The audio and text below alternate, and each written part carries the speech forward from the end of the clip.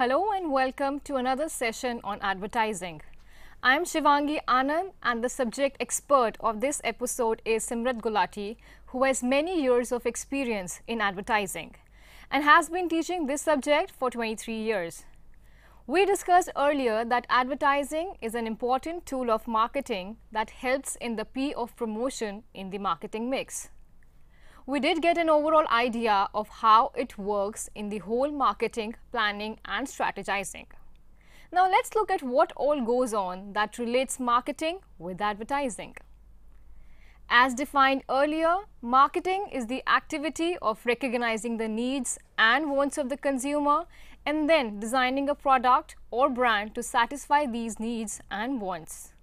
Or put in another way, it is fulfilling the needs, wants and desires of the consumer.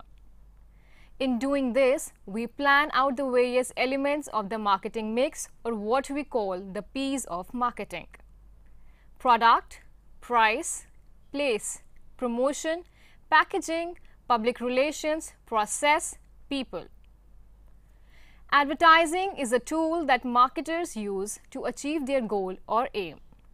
Marketers aim at reaching out to the consumer in many ways.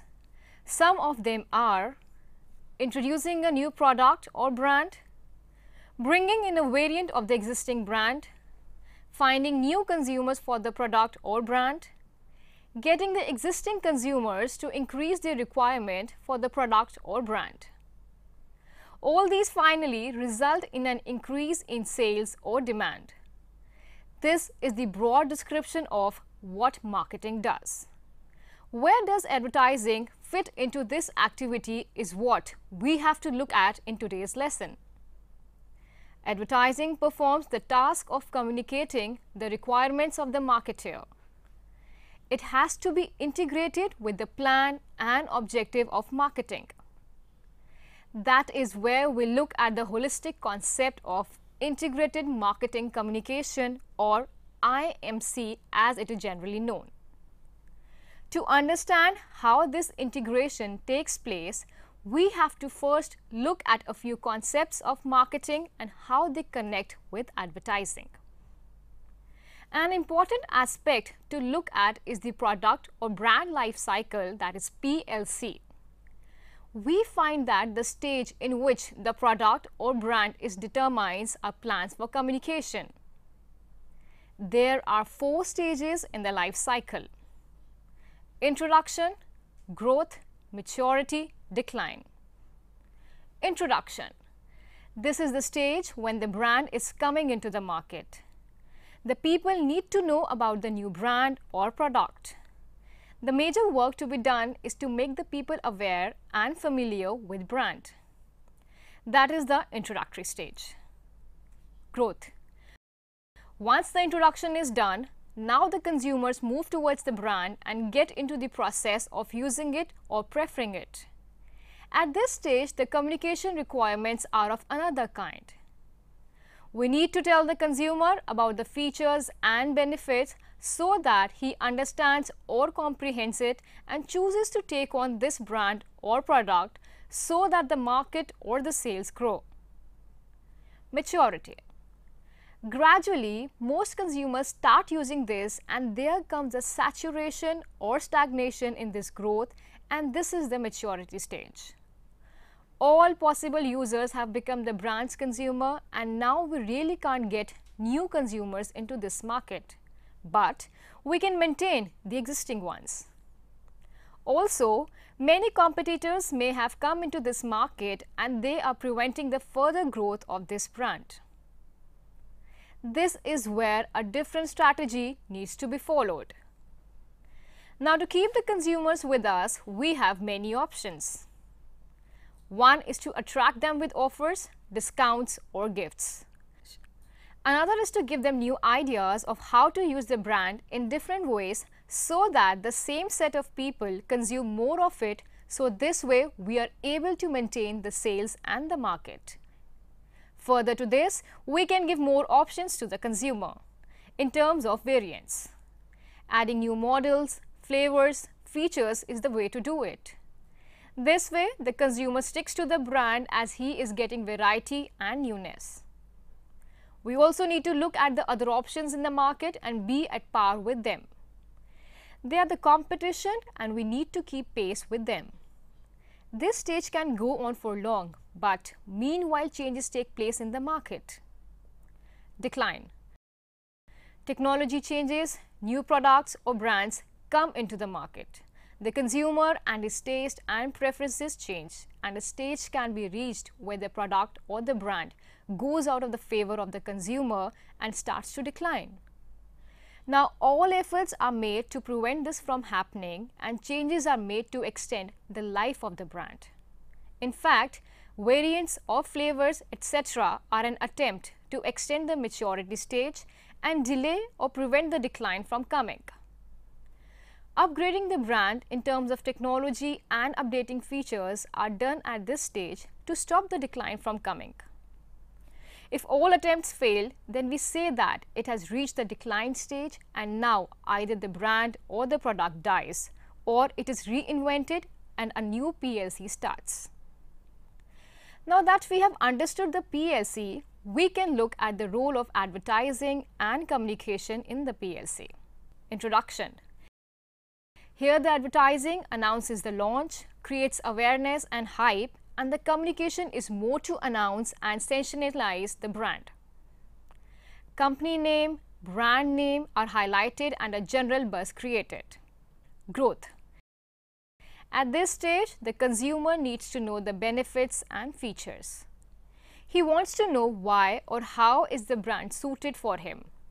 So now the communication has to be information based, which will lead to brand comprehension and better understanding and then adoption by the consumer. Details, attributes, price, features are to be part of the message. Maturity. Here the consumer is very familiar and used to the brand. He is habitual of using it, but along with it, other brands are trying to attract him and he may be getting bored of this brand also. The advertising has to now communicate the strategies that the brand has adopted to overcome this. So the messages would be about the offers or discounts or about changes that are there in the brand, or one very important thing that is usually done at this stage is that a comparison is made with the other competitors. Another kind of message designed is where ideas and suggestions are shown, educating the consumer about the new ways in which the brand can be used or how we can use the brand more often. Since there are so many other options available to the consumer, one more important kind of message used at this stage is the reminder ads, establishing the brand name in the minds of the consumer and not allowing him to forget the brand through catchy slogans, jingles, tunes and the like. So the messages are designed to suit the stage of the PLC. Decline. Here at this stage we see that very little can be done to revive the brand. So the main aim of the communication is to remind the consumer about the brand and not allow them to forget the name. It's just an attempt to reap the maximum benefit from the brand or extract as much as you can. From the discussion so far, we see that ads have different functions to perform depending on the different requirements of the brand. This brings us to the concept of advertising objectives. Every advertisement has an aim or a purpose to achieve. It is made with some need in mind and it has to achieve that. This is what is called the advertising objective. What is important to understand here is that ads are not made with the sole aim of selling. they have a more immediate task to perform, like introduce the brand or remind or inform. This could or may lead to sales, but sales is influenced by so many other factors like price, taste of the consumer, other brands, and their features and the requirement of the consumer. So selling or getting the people to buy is not the only task of ads. They can persuade and convince in different ways, and that is what the aim or objective of the ad is. Various factors determine the ad objective. A major one being the stage in the PLC as just discussed.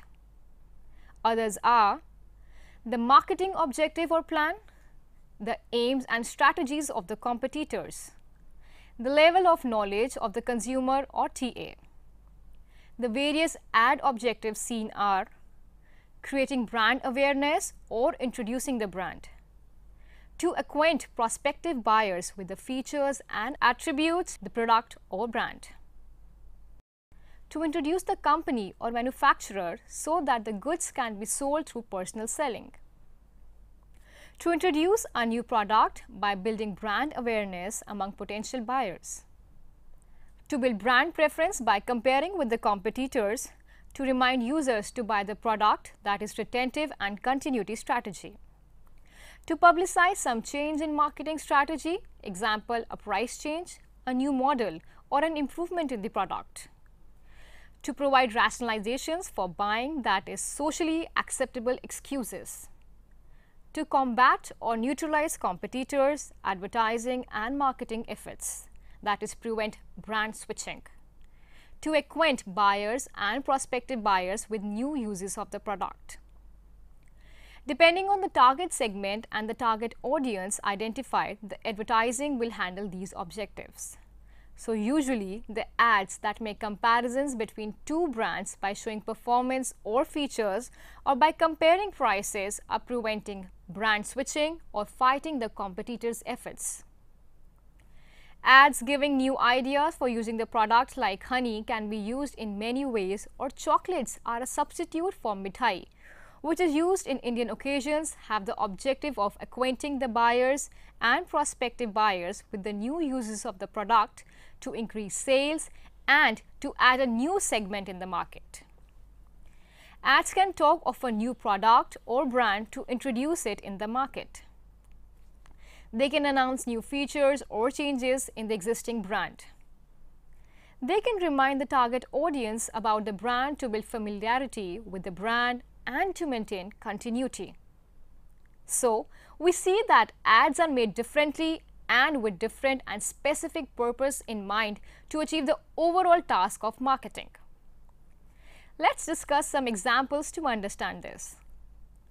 If a product or brand has been in the market for years and is popular with the consumer, then all it has to do is to keep itself fresh in the mind of the consumer or build top of mind recall, that is TOMA. It should be one of the brands remembered instantly or the only brand recalled. To do this, the ad should be catchy and the name should be highlighted. So, jingles, tunes, brand name repetition or using a known face associated with the brand would be the ways to achieve this ad objective of reminder. If the brand is doing well in the market and has a good share of the market, but it is one of a few brands which are equally successful or have shares that are about the same size in the market, then the aim is to maintain this share or increase it. This can be done by either getting the existing users to use more of the brand, by giving ideas on alternate uses, or convince the consumer that you are better than the others so that the consumer does not move away to another brand. So, the marketing objective of maintaining share or increasing the share would give us the ad objective of increasing usage or informing about new benefits or establishing brand superiority.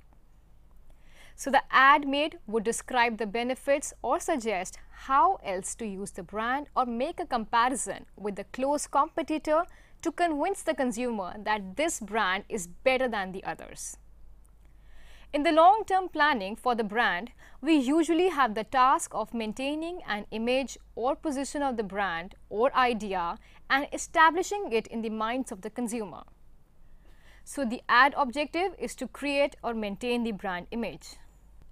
In this case, the ads need to communicate about the impression of the brand and create a positive feel and emotion for the brand.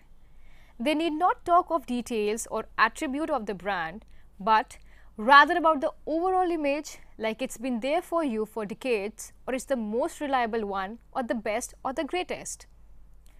Another situation is where the brand tries to attract people immediately to itself by giving offers or discounts. In this case, the ad objective is to remind about the brand and to announce the offer and compel people to buy. There is an urgency, and the advertisement will also create this. It will announce the offer or scheme and get the people to rush for it. From these various examples, we see that kind of ads made have to fit in with the overall plan of the brand or the market plan and strategy. Once this plan and strategy is decided and the purpose of making the ad is identified, then comes the next step of deciding the budget or the cost of getting the advertising done.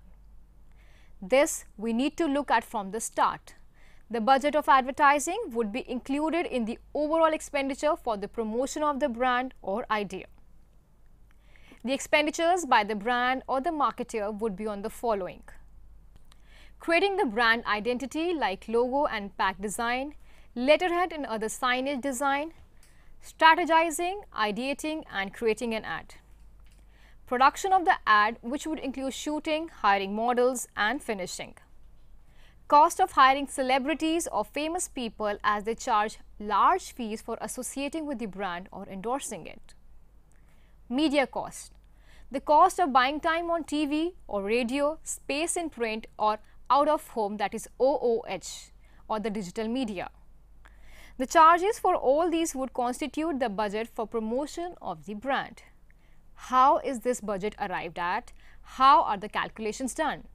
This is the next part we need to understand. What we see is that design of packaging, logo and signage are a one-time cost, and these things are constant for the brand. It's the ads, their creation and making, and the putting of them into the media, which is a recurring cost. In fact, this is what makes up the budgeting process of the brand, and how this is done is what we have to look at. An ad is thought of and made, and its cost is one component of the budget. Second could be the cost of hiring the models, especially celebrities, that could form a major chunk of expenditure. Once the ad is finalized, it appears again and again in the various media, and this is what is the recurring cost, and a variable one also. It can be altered or varied by changing the number of times the ads appear in the media. So when we plan out the advertising budget, we are calculating these components. So now we have to see what are the different options available to plan out this expenditure. So when we refer to advertising budgets, we are talking basically about media spending or media budgets. Deciding on the media budgets is done in many ways, and it depends on the advertiser, his size and functioning, and also the task that is to be achieved. We have two ways of planning the budget. First, top-down method. Second, build-up method. Top-down methods. As the name suggests, we break down the expenditures of the company and see what can be allotted to advertising or what needs to be allotted to advertising. So, we have the following methods. First, marginal analysis or return on investment, that is ROI. This method is based on the premise that sales and advertising is directly related. So the company will continue to spend on advertising as long as the marginal revenue yielded by the additional sales is more than the marginal cost or additional cost on advertising, or simply put, the increased cost on advertising is less than the increase in the returns coming in.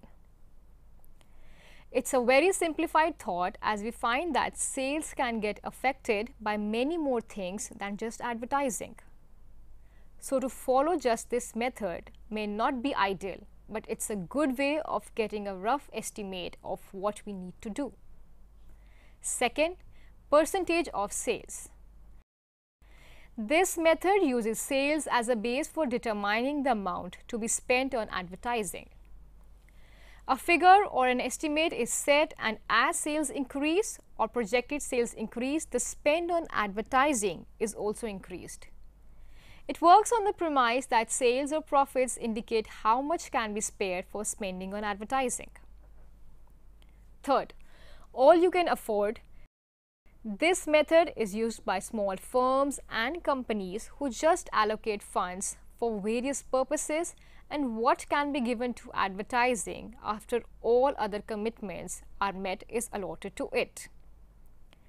It's a simplified version of budgeting, as the role and effects of advertising are not kept in mind.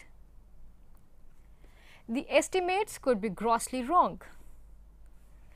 It's a method that works on the thought that yes, we must advertise and be there in the market, but are not professional enough to plan out things, nor do we have the means to do so. Fourth, competitive parity and share of voice. This is a good way of estimating spends on advertising. The idea is to have a presence as strong as your competitor in the market. So spend as much as they do to remain at par with them. Or if the market has many shares, then the share of ad spend should be equal to the share of the market your brand or company has. For example, if your company has 25% share of the total market, then the kind of money spent on your ads should also be about 25% of the total ad spent on advertising for all the brands in the market. These methods are not very accurate, as they do not keep the full impact of advertising in mind. Advertising affects revenues and sales, so the correlation has to be considered. Also, what your competition is planning for the future is not kept in mind. And most importantly, which stage the brand is in and what kind of effort is required for it is not really kept in mind. That's what brings us to the build-up method, which is the objective and task method.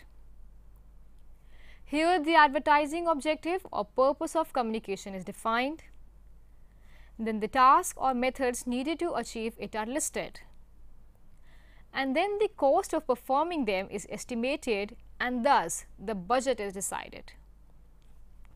For example, if you want to increase your sales by 5% in a year, you may need to increase awareness of the brand by 20%. To achieve that, you need to use a mix of various media and promotional efforts to reach the target audience and to have the required effect. How much is that going to cost? What are the different activities we need to plan out to reach the TA? How many times do we need to give the ad in the different media to get the desired results? All this is planned out and the cost worked out.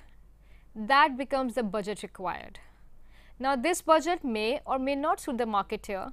It may be more than what he can afford, or the flow of funds may not allow the brand or the marketer to spend in this pattern.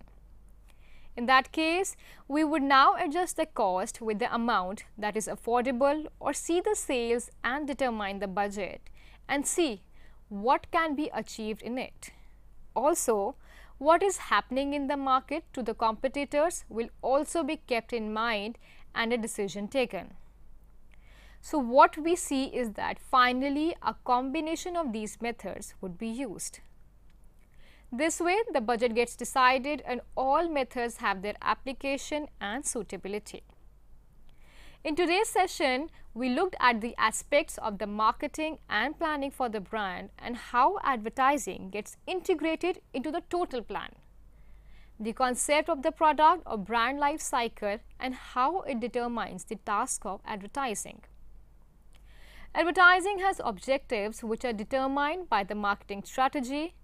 Based on this, then the budget for promotion and advertising of the brand gets decided, and the entire marketing planning is structured on this basis. Ads have a lot to achieve, and this can be done only if things are planned systematically and in a structured way. That is all for today. Hope you enjoyed and found it useful. Goodbye.